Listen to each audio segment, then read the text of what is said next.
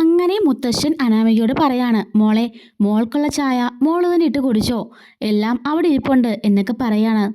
ജാനകി പറയുന്നുണ്ട്, ഞാനവിടെ ഹെൽപ്പ് ചെയ്യാന്ന് പറയുമ്പോൾ വേണ്ട, അനാമിക തന്നെ ചെയ്ത് പഠിക്കട്ടെ, അവളുടെ കാര്യങ്ങളൊക്കെ അവൾ തന്നെ ചെയ്യണ്ടേ, ഇപ്പോൾ അവളൊരു ഭാര്യയായില്ലേ, ഇനി ഇപ്പം ഓരോരോ സ്റ്റെപ്പായിട്ട് കയറി ചെല്ലണം, അതുകൊണ്ട് അവൾ ഇവിടുന്ന് സ്റ്റാർട്ട് ചെയ്യട്ടെ എന്നൊക്കെ മുത്തശ്ശൻ പറയാണ്.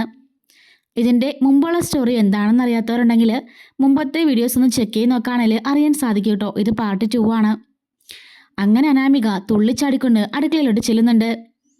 അങ്ങനെ ഒരു പാത്രം എടുത്ത് അടുപ്പിലോട്ട് വെച്ചിട്ട് അവൾ ചായയൊക്കെ ഉണ്ടാക്കാണ് കേട്ടോ. ശരിക്കും അനാമികയ്ക്ക് അറിയാം എങ്ങനെ ചായ വെക്കണ്ടേന്ന്, എങ്കിലും ചുമ്മാ മനഃപൂർവ്വം നയനെ കൊണ്ട് ഇടിപ്പിക്കാൻ വേണ്ടി പറഞ്ഞാണ്. അങ്ങനെ ഒരു ഗ്ലാസ് കോഫി ഇട്ട് അവൾ കുടിക്കുകയാണ്. മുത്തശ്ശൻ ചോദിക്കുന്നുണ്ട്, അല്ല എങ്ങനെയുണ്ട് മോളെ, കോഫി കൊള്ളാവെന്ന് ചോദിക്കുമ്പം കുഴപ്പമില്ല മുത്തശ്ശ എന്ന് പറയുന്നുണ്ട്. ആ, അപ്പം മോക്ക് തോന്നുമ്പോഴൊക്കെ ഇനി തന്നെ വെച്ച് കുടിച്ചാൽ മതി കേട്ടോ എന്നൊക്കെ പറഞ്ഞ് അവളെ ഒന്ന് ആക്കിയിട്ടാണ് മുത്തശ്ശൻ പോകുന്നത്. അങ്ങനെ അനാമിക ദേഷ്യപ്പെട്ടോടെ നിൽക്കുമ്പോഴേക്കും അങ്ങോട്ടേക്ക് ജാനകി വരുന്നുണ്ട്. മോളെ, മുത്തശ്ശൻ പറഞ്ഞൊന്നും കേട്ട് മോള് വിഷമിക്കണ്ട, മോള് എപ്പോൾ വേണമെന്ന് പറഞ്ഞാൽ മതി, ഒന്നെങ്കിൽ ഞാൻ വെച്ച് തരും, അല്ലെങ്കിൽ അവളെ കൊണ്ട് വെപ്പിക്കാനൊക്കെ എനിക്കറിയാം, മോളെ ഒന്നും ഓർത്ത് പേടിക്കണ്ട എന്നൊക്കെ മുത്തശ്ശൻ പറയാണ്.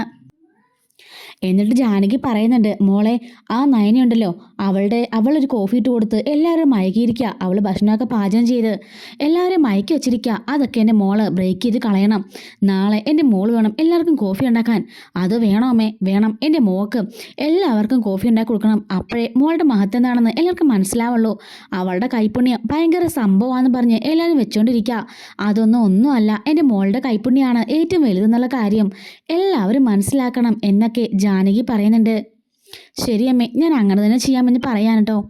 അങ്ങനെ അനാമിക പിറ്റേ ദിവസം രാവിലെ എണീക്കുമ്പോഴേക്കും ഇന്ന് എല്ലാവർക്കും ഞാൻ കോഫി ഉണ്ടാക്കാൻ പോണേന്നും പറഞ്ഞിട്ട് അനാമിക എല്ലാവർക്കും കോഫിയൊക്കെയാണ്. അങ്ങനെ എല്ലാവർക്കും ചായ കൊണ്ട് കൊടുക്കുന്നുണ്ട് കേട്ടോ. അപ്പോഴേക്കും എല്ലാവരും കുടിച്ചിട്ട് അയ്യേ അയ്യേ ഇതെന്താണെന്ന് ചോദിക്കാൻ കേട്ടോ. കാരണം ആ വീട്ടിൽ ചിലർക്ക് ചായ മധുരം കൂട്ടി, ലൈറ്റായി, കടുപ്പം കൂട്ടി, അങ്ങനെ പല പല വിഭാഗത്തിൽ കോഫി, ചായ അങ്ങനെ പല രീതിക്കാണ് കേട്ടോ നയന ഉണ്ടാക്കി കൊടുക്കാറ്. അത് മോൾ അറിയില്ലെങ്കിൽ നയനോട് ചോദിച്ചു പഠിക്കണം, ഇവിടെ ഇങ്ങനെയൊന്നും അല്ല കോഫി ഇടാറ്. ജാനകി, നിനക്കറിയില്ലായിരുന്നോ, നിനക്കൊന്ന് ചോദിച്ചിടാന്ന് ചോദിക്കാണ്. അത് പിന്നെ മോള് വെച്ചോളാന്ന് പറഞ്ഞപ്പം ഞാൻ പിന്നെ ആ ഏരിയയിലേക്ക് പോയില്ല എന്ന് പറയുന്നുണ്ട്. ആ, എന്തായാലും മോൾ ആദ്യമായിട്ട് ഇട്ടതല്ലേ, ഞങ്ങളെല്ലാം കുടിച്ചോളാന്ന് പറഞ്ഞിട്ട് എല്ലാവരും ആ കോഫി കുടിക്കുന്നുണ്ട്. അനാമിക്ക് ആകെപ്പാടെ ദേഷ്യ സങ്കടം ഒക്കെ വരുന്നുണ്ട്. അങ്ങനെ അനാമിക അടുക്കളയിലേക്ക് പോവാണ്.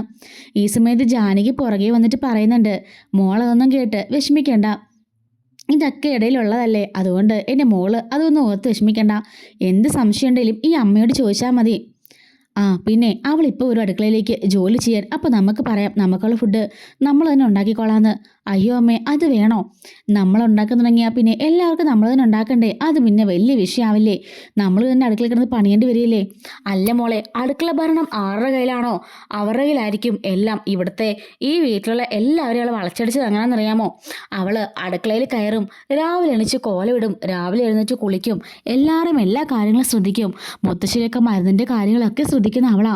അങ്ങനെ എല്ലായിടത്തും കൈകടത്തിയേ അവൾ പതിയെ പതിയെ ഓഫീസിലേക്ക് പോകാനുള്ള പരിപാടിയാ.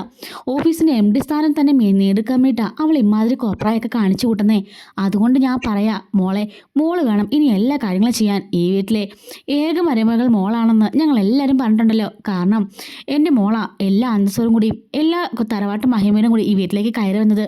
അവളുമാരുണ്ട് പുറമ്പോക്ക് എന്നൊക്കെ പറയുന്നുണ്ട്.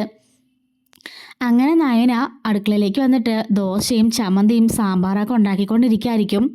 അപ്പോഴേക്കും അങ്ങോട്ടേക്ക് ജാനകി പറയാണ്, അങ്ങോട്ട് മാറി നിൽക്കുക, എനിക്ക് ഇതിൻ്റെ ഭക്ഷണമൊന്നും വേണ്ടെന്ന് പറയുന്നുണ്ട്. എന്താ ചെറിയമ്മ ഈ പറയുന്നേ, ഞാനല്ലേ ഇവിടെ എപ്പോഴും ഉണ്ടാക്കാറ്, ചെറിയമ്മ എന്നെ ഹെൽപ്പ് ചെയ്യാറെന്ന് ചോദിക്കുകയാണ്. ഇനിയിപ്പോൾ എന്നെ ഹെൽപ്പ് ചെയ്യാനും എനിക്ക് കൂടെ നിൽക്കാനും എൻ്റെ മരുമകളുണ്ട്, നിൻ്റെ ആവശ്യം എനിക്കില്ല. പിന്നെ നീ ഉണ്ടാക്കുന്ന ഫുഡൊന്നും എനിക്ക് വേണ്ട, ഞങ്ങൾ സ്വന്തമായിട്ട് ഉണ്ടാക്കിക്കോളാമെന്ന് പറഞ്ഞിട്ട് ജാനകിയും അനാമികയും കൂടിയിട്ട് ഫുഡ് ഉണ്ടാക്കാൻ കേട്ടോ. അനാമിക അപ്പോൾ ഉപ്മാവാണ് ഉണ്ടാക്കുന്നത്. ശരിക്കും ഉപ്മാവ് കളി കിണ്ടിയ പോലെ ഇരിക്കുകയാണ് കേട്ടോ. അപ്പോഴേക്കും അങ്ങോട്ടേക്ക് വന്നിട്ട് ജലജ ചോദിക്കുകയാണ്, ഇതെന്താ മോളെ, വല്ല പായസം ട്രൈ ചെയ്യുവാണോ? അയ്യോ അല്ല അപ്പച്ചി, ഇത് ഉപ്മാവാണെന്ന് പറയുന്നുണ്ട്. എന്ത് ഉപ്മാവോ ഇതോ എന്ന് ചോദിക്കുന്നുണ്ട്. അപ്പോഴേക്കും മനസ്സിൽ കരുതാണ്, എൻ്റെ ഈശ്വര, ഏറ്റവും എളുപ്പമായിട്ടും എല്ലാവരും ഉണ്ടാക്കുന്ന ഒരു സാധനം ഉപ്മാവ്, അത് തന്നെ ഇവളെ പായസം പോലെ ഉണ്ടാക്കി വെച്ചിരിക്കുക, ഇവളൊക്കെ എന്തിനു കൊള്ളാമെന്ന് പറഞ്ഞിട്ട് ജലജ അവിടുന്ന് പോകുന്നുണ്ട്. ജാനകി പറയാണ് മോളെ കുറച്ച് വെള്ളം കുടിപ്പ് അതുകൊണ്ടാണ് അങ്ങനെ ഇരിക്കുന്നത്, നമുക്കത് ഡ്രൈ ആക്കി എടുക്കാമെന്നൊക്കെ പറഞ്ഞ് രണ്ടുപേരും കിടന്ന് ഉപ്മാവ് കിടന്ന് ശരിക്കും പണിയുന്നുണ്ട് കേട്ടോ. അങ്ങനെ എല്ലാവരും കാപ്പി കുടിക്കാനായിട്ട് വന്നിരിക്കുമ്പോഴേക്കും അജയനോട് ജാനകി പറയുന്നുണ്ട്, അതെ നിങ്ങൾ ആ ഫുഡ് കഴിക്കണ്ട, നിങ്ങൾക്കുള്ളത് ഞാൻ പ്രിപ്പയർ ചെയ്തിട്ടുണ്ടെന്ന് പറയുന്നു. എന്താ ജാനകി ഈ പറയുന്നത്, സെപ്പറേറ്റ് ഫുഡ് ഉണ്ടാക്കിയോ? അത് പിന്നെ അമ്മേ ഞങ്ങൾക്ക് ദോശ ഇഷ്ടമില്ലെങ്കിൽ പിന്നെ ഞങ്ങൾ സ്വന്തം ഉണ്ടാക്കി കഴിക്കുന്നതല്ലേ പതിവ്, അങ്ങനെയല്ലേ വേണ്ടതെന്ന് ചോദിക്കുകയാണ്. അതൊക്കെ ശരി തന്നെയാണ്, ഞങ്ങളെന്തായാലും അടുപ്പൊന്നും മാറിയിട്ടില്ലമ്മേ, ഈ സെയിം അടുപ്പിൽ തന്നെ ഞങ്ങൾ ഉണ്ടാക്കിയതാ, പിന്നെ ഭക്ഷണം ഞങ്ങൾക്ക് ഇഷ്ടമുള്ളത് വെച്ചു എന്ന് മാത്രമേ ഉള്ളൂ എന്ന് പറയാണ്. മുത്തശ്ശൻ പറയുന്നുണ്ട്, അതിനെന്താ ജാനകി, ഇവിടെയുള്ള എല്ലാവർക്കും ഇഷ്ടമുള്ള എന്തുണ്ടാക്കിയുള്ള സ്വാതന്ത്ര്യം ഉണ്ടല്ലോ, അതിനിപ്പോൾ ഇവിടെ ആരും കയ്യേക്കറി പിടിക്കാനൊന്നും പോകുന്നില്ലല്ലോ എന്നൊക്കെ മുത്തശ്ശൻ പറയാണ്.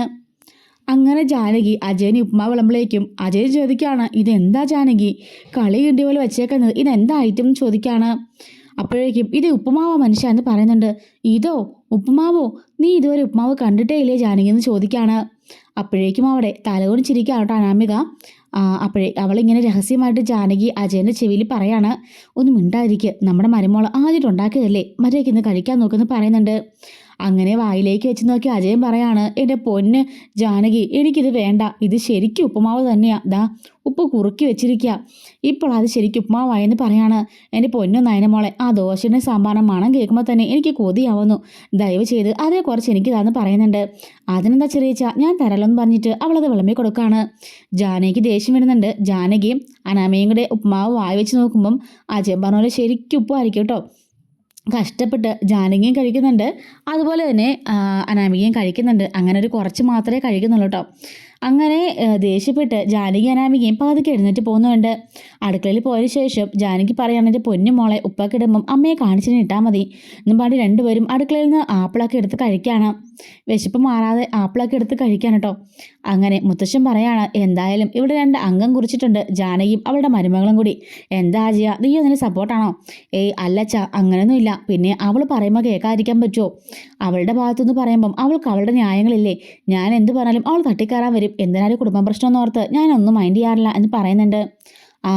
ഒരു കണക്ക് നോക്കുകയാണെങ്കിൽ അതും ശരി തന്നെയാ എന്ന് മുത്തശ്ശൻ പറയുന്നുണ്ട്. പിന്നെ നയനമോളെ ദോശയും സാമ്പാറും അടിപൊളിയായിട്ടുണ്ട് കേട്ടോ. അജയ, ഇനി മുതൽ നിനക്ക് ഈ ഉപ്മാവ് തന്നെയായിരിക്കും ശരണം എന്നൊക്കെ പറഞ്ഞിട്ട് മുത്തശ്ശൻ കളിയാക്കാണ്. അങ്ങനെ ദേവയാനി മനസ്സിലോർക്കാണ്, ഈശ്വര എന്തൊക്കെ പറഞ്ഞാലും ഇപ്പോഴാണ് നല്ലയുടെ മഹത്വം മനസ്സിലാവുന്നത്. അനാമികയുടെ ഫുഡെങ്ങാണം അനാമികയുടെ കൂടെ കഴിക്കാൻ നിന്നെങ്കിൽ ഇന്ന് ഞാനും പട്ടിണിയായി പോയേനെ, ഈ ദോശ സാമ്പാറും ചമ്മന്തിയൊക്കെ ഞാൻ മിസ്സാക്കിയേനെ എന്നൊക്കെ അവൾ ഓർക്കുന്നുണ്ട്. അങ്ങനെ നയന നവിയോട് പറയാണ്, എന്താണെന്നറിയില്ല ചേച്ചി, ഇത് കണ്ടില്ലേ ഇപ്പം ഈ ജാനകി ചെറിയുമ്പോൾ കാണിക്കുന്നത്, എന്തൊക്കെ പ്രശ്നങ്ങൾ ഉണ്ടാക്കുന്നേ, ഞാൻ ഒന്നുമില്ലെന്ന് ഒതുങ്ങിപ്പോയാലും വെറുതെ വന്ന് എന്നോട് വഴക്കുണ്ടാക്കുക രണ്ടുപേരുടെ. അനാമിക ഇത്രയ്ക്ക് മോശപ്പെട്ട ക്യാരക്ടറാണെന്ന് ഞാൻ അറിഞ്ഞില്ല, പാവം നമ്മുടെ അനിയുടെ ജീവിതമാണ് പോയെ എന്ന് പറയുന്നുണ്ട്.